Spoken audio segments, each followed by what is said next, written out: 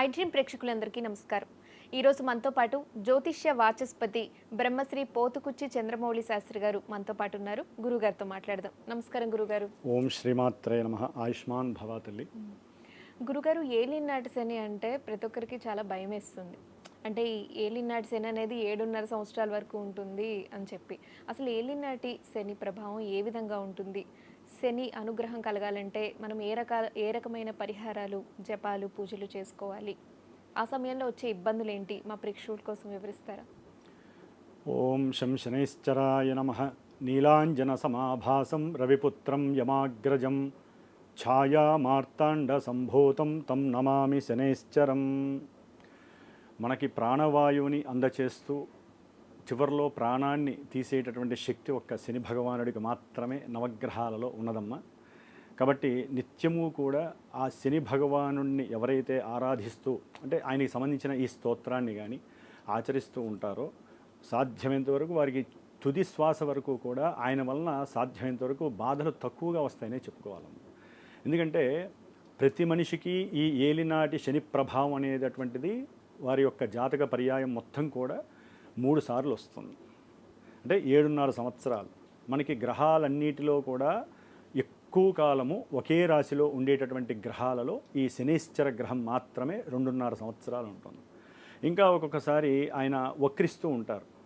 రవి యొక్క ఆధారాన్ని బట్టి ఆయన దగ్గరలో ఉన్నాడా, దూరంగా ఉన్నాడా, డిగ్రీస్ వైజ్ని బట్టి ఆయన వక్రిస్తూ ఉంటాడు. వక్రించినప్పుడు ఇంకొక 2-3 నెలల్లో 4 నెలల్లో అటు ఇటుగా ఉండే అవకాశం ఉంటుంది. ఏదేమైనప్పటికీ ప్రతి రాశికి కూడా తన యొక్క జన్మరాశిలో ఉంటాడు, వెనక రాశిలో ఉంటాడు, ముందు రాశిలో ఉంటాడు. ఈ 3 రాశుల్లో ఆయన యొక్క ప్రభావము చాలా విచిత్రంగా ఉంటుంది. చాలా విశేషమైనటువంటి శుభాలని అందజేస్తాడు. అసలు ఊహించినటువంటి ఎన్నో ఇబ్బందికరమైనటువంటి సమస్యలని కొని తెచ్చిపెడతాడు ఆ యొక్క శని భగవానుడు. ముఖ్యంగా అమ్మ, ఈ యొక్క 2.5 సంవత్సరాలు, అట్లాగే మరుసటి 2.5 సంవత్సరాలు, మరుసటి 2.5 సంవత్సరాలు, ఈ 7.5 సంవత్సరాలలో భిక్షగాన్ని కూడా మహారాజుని చేసినటువంటి వాడు శని భగవానుడు. అట్లాగే మహారాజు చక్రవర్తిగా ఉన్నటువంటి నల దమయంతి కథల్లో నలుడు మహాచక్రవర్తి, మరి ఆయన్ని అధోపాతాలానికి తీసుకెళ్ళి కాటి కాపరిని కూడా చేసినటువంటి సిచ్యువేషన్ ఎవరికి? ఏలినాటి శని ఉన్నప్పటికీ శని అనుగ్రహం ఉంటే బ్రహ్మాండంగా ప్రెసిడెంట్ లెవెల్లోకి తీసుకెళ్తాడమ్మ ఆయన.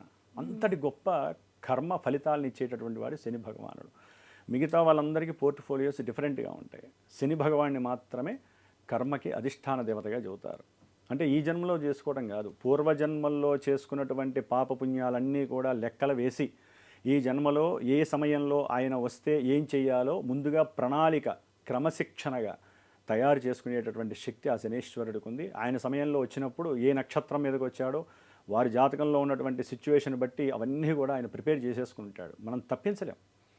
అందుకనే ఏలినాటి శని రాగానే ఇప్పుడు చూడండి, చాలామంది జ్యోతిష్యపరంగా కానివ్వండి ఈ యొక్క గోచార ఫలితాలు వినేటప్పుడు శని భగవానుడు అనగానే ఉలిక్కి పడతారు, భయపడతారు.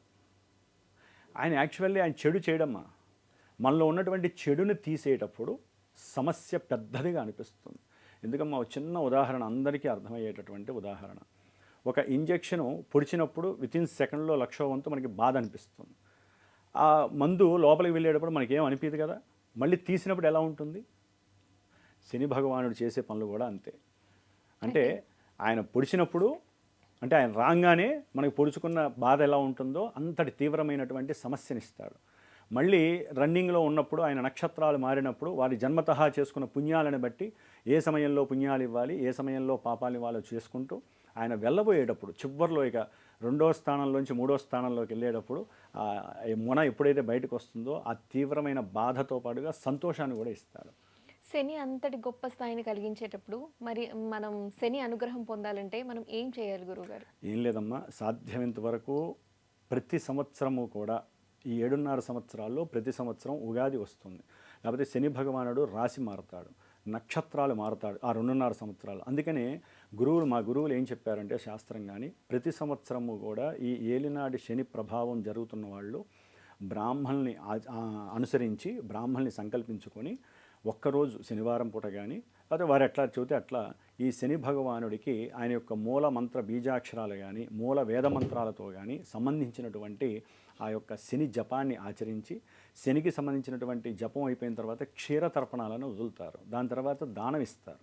ఏమేంటి? బియ్యము, మనసుకి సంబంధించి ఇన్ని నల్ల నువ్వులు ఇస్తారు, నువ్వుల నూనె ఇస్తారు, ఒత్తులు. ఇట్లా ఆ బ్రాహ్మడు చెబుతాడు ఏమేం దానం చేస్తే వారికి ఉన్నటువంటి దోషాలు పోతాయి అనేటటువంటి. ఎందుకంటే స్నాయువుకి అధిపతి అంటే నరాలకి సంబంధించిన బాధలు ఇస్తాడు, మానసికంగా అయితే కొంగదీసి పెడతాడమ్మ. అన్నీ ఉంటాయి, పంచభక్ష పరవాణాలన్నీ ముందుంటాయి, కానీ తినే యోగ్యత లేనటువంటి స్థితిని కూడా ఈ శని భగవానుడు ఇస్తాడు. ఒక్కోసారి కొంతమంది అన్నంలో ఉప్పు కారం వేసుకొని నూనె వేసుకొని తింటుంటే అసలు కోటీశ్వరుడు కూడా ఇట్లా తినలేని పరిస్థితి ఉంటుంది. వీళ్ళకి యోగాన్ని ఇస్తాడు, తినే యోగాన్ని. అంతటి గొప్ప వ్యవస్థని క్రియేట్ చేసేటటువంటి ఈ ఏలినాడి శనిలో ముఖ్యంగా వీళ్ళు శనిదానాన్ని ఇచ్చుకొని ఆ శని జపం అయిపోగానే చాలామందికి తెలియదమ్మా, జపము, క్షీరతర్పణము, దానము చేసేస్తారు. చేసుకుంటే ఓపికండి చేసుకుంటే జమ్మి చెట్టు వృక్ష సమిధలు తీసుకొని చక్కగా ఆవు నెయ్యి, నల్ల నువ్వులు, ఇంకా కొన్ని వస్తువులు ఉంటాయమ్మ, వాటితో స్వామివారికి హోమం చేసుకోవాలి. ఎవరైతే ఏలినాడి శని ఉందో వాళ్ళు బ్రాహ్మణి పెట్టుకొని హోమం చేసుకుంటారు. ఇది మొదటి పద్ధతి.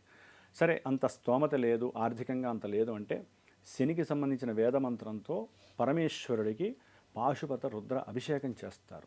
ఇది ఒక విశేషమైనటువంటి పరిహారము. ఈ విధంగా గనక శనికి ప్రతి సంవత్సరము పరిహారం చేసుకుంటూ ప్రతినిత్యము కూడా వారు దశరథ శని ప్రోక్తము అని ఉంటుంది స్తోత్రము. అట్లాగే శనికి సంబంధించిన స్తోత్రాన్ని నిత్యము 190 సార్లు ఎవరైతే పఠిస్తారో జపిస్తారో ఈశ్వరుడి యొక్క త్రయంబక మంత్రం ఉంటుంది, మృత్యుంజయ మంత్రం. ఈ రెండు కలిపి రోజు ఎవరైతే చేస్తారో ఎన్ని బాధలు వచ్చినా తట్టుకునే శక్తి శరీరానికి మనసుకి ఇచ్చేటటువంటి వాడు కూడా శని భగవానుడు. అలాగే అర్ధాష్టమ శని, అష్టమ శని ఉంటుంది. వారికి అంటే ఏలినాటి శని ప్రభావంతో పోల్చుకుంటే అష్టమ శని, అర్ధాష్టమ శని ప్రభావం ఏ విధంగా ఉంటుంది? అవి ఇంకా వేరే ప్రత్యామ్నాయం ఉండదమ్మా. అష్టమ శని అంటే ఏంటంటే రంధ్ర శని అంటారు. ఈ అష్టమ శనిలో దాదాపు మృత్యువు దగ్గరికి వచ్చినట్టే భావించాలి. అంతటి ఘోరమైనటువంటి సమస్యలను ఇస్తాడు. ఎన్నో మారక మృత్యుతుల్యమైనటువంటి పరిస్థితుల్ని, ప్రమాదాలని సూచిస్తూ ఉంటాడు. అవి రకరకాల జాతకాలను బట్టి ఒకటమ్మా. ఇవన్నీ కూడా ఈయన అందరికీ ఒకేలా ఇస్తాడా? ఫలానా సింహరాశి వారికి అష్టమ శని ఉంది కదా, అందరికీ ప్రమాదాలను ఇస్తాడా అంటే అందరికీ ఇవ్వడమ్మా.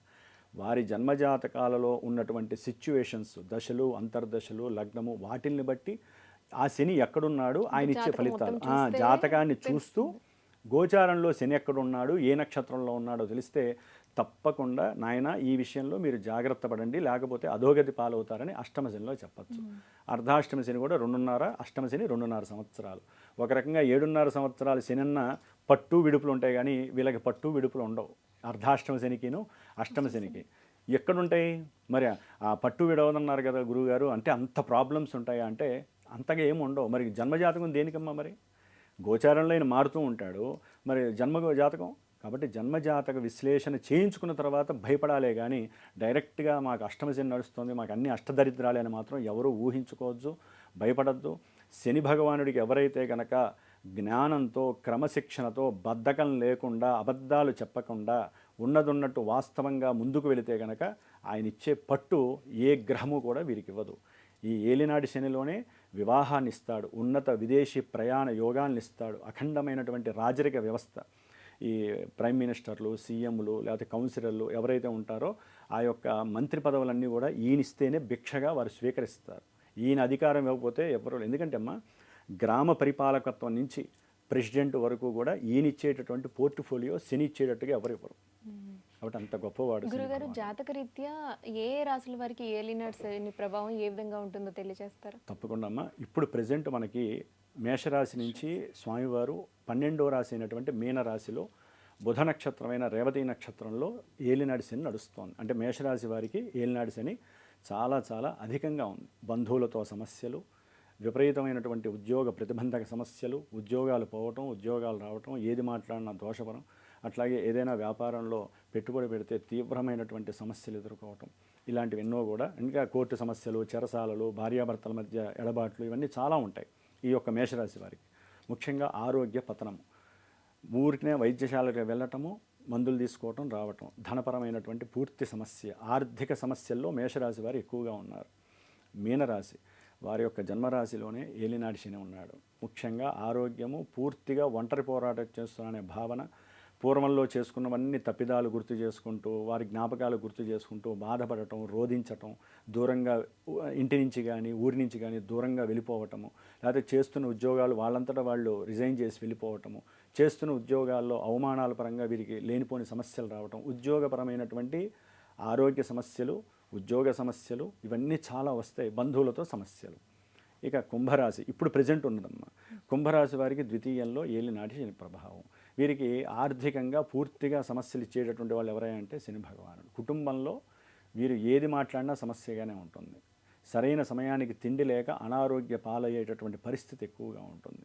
అట్లాగే మాతృ సమస్యలు అంటే తల్లికి సంబంధించిన అనారోగ్య సమస్యలు కావచ్చు, దాని పరంగా ధనం ఖర్చు అవటం కావచ్చు, ఏదైనా పెట్టుబడి పెడతారు కుటుంబ పరంగా కానీ, లేకపోతే ఎవరో చెప్పారు కుటుంబంలో, లేకపోతే ఫ్రెండ్స్లోనో ఎవరో చెప్పారని చెప్పి తీసుకెళ్ళి పెట్టుబడి పెట్టి పూర్తిగా పాడైపోయే అవకాశం ఉంటుంది. కొంతమందికి కుంభరాశి వారికి 2 నెలల కాలంలో అకస్మాత్తుగా వారు పెట్టినటువంటి పెట్టుబడులకి, అంటే కొంతమంది షేర్స్లోనో వాటితో పెడతారు కదమ్మా, తెలియకుండా ఏదో రకంగా బంధువుల నుంచి కానీ లేకపోతే ఉద్యోగం నుంచి కానీ అకస్మాత్తుగా ఆస్తిపాస్తుల వలన కానీ వీరికి ఆర్థికంగా వచ్చే అవకాశం కుంభరాశి వారికి ఉంది.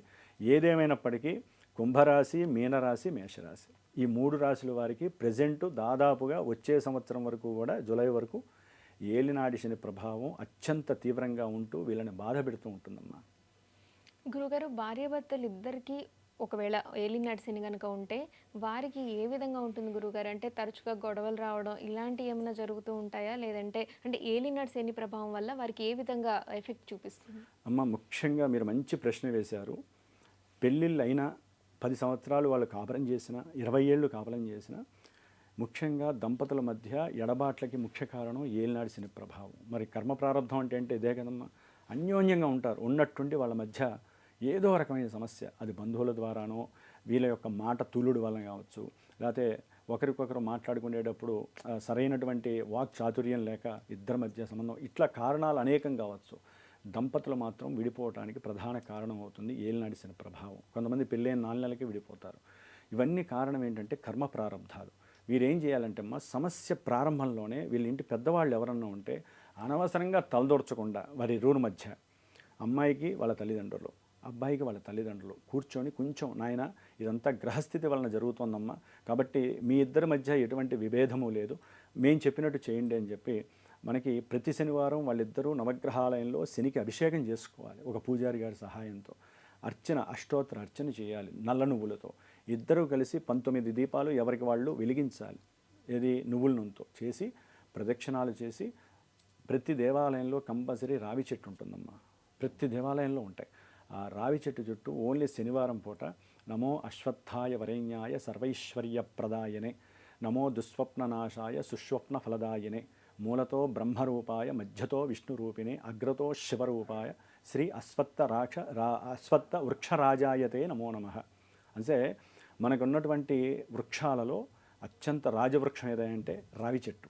కాబట్టి దాని చుట్టూ వీళ్ళు నలుపు తాడును లేదా పసుపు తాడును చుడుతూ వీళ్ళ మనసులో కోరిక చెప్పుకొని 19 ప్రదక్షిణాలు ఎవరైతే చేసి, ఇద్దరూ కూడా ఇంత బెల్లం పొడి చేసిన కానీ లేకపోతే పంచదార కానీ ఆ రావి చెట్టు చుట్టూ కనుక ఇద్దరు వేసినట్లయితే, భార్యాభర్తలు ఇద్దరు చేయాలమ్మా. ఏది విడిపోయిన తర్వాత అయితే మనం ఏం చేయలేము, ఎవరికి వాళ్ళే చేయాలి. విడిపోయే సమయం వచ్చినప్పుడు పెద్దవాళ్ళు దగ్గరుండి కనుక 8 వారాలు లేదా 19 వారాలు చేసినట్లయితే వాళ్ళ మధ్య ఏ సంఘర్షణ జరుగుతుందో అదంతా కూడా సమసిపోతుంది. శని భగవానుడు అనుగ్రహంతో పాటుగా గురుడి యొక్క రావి చెట్టు అనేది గురుడికి సంబంధించింది. ఆయన యొక్క అనుగ్రహం వీరిద్దరికీ పడి శాశ్వతమైనటువంటి అన్యోన్య దాంపత్యం ఈ విధంగా చేయటం వలన వస్తుందని శాస్త్రం చెబుతోంది. మా గురువులు మాకు చెప్పింది మీకు చెబుతున్నాను. ఏలినాటి శని ప్రభావం ఏ విధంగా ఉంటుంది, అలాగే ఎలాంటి పరిహారాలు చేసుకోవాలనేది చాలా చక్కగా వివరించారు. ధన్యవాదాలు గురుగారు. శుభమస్తు.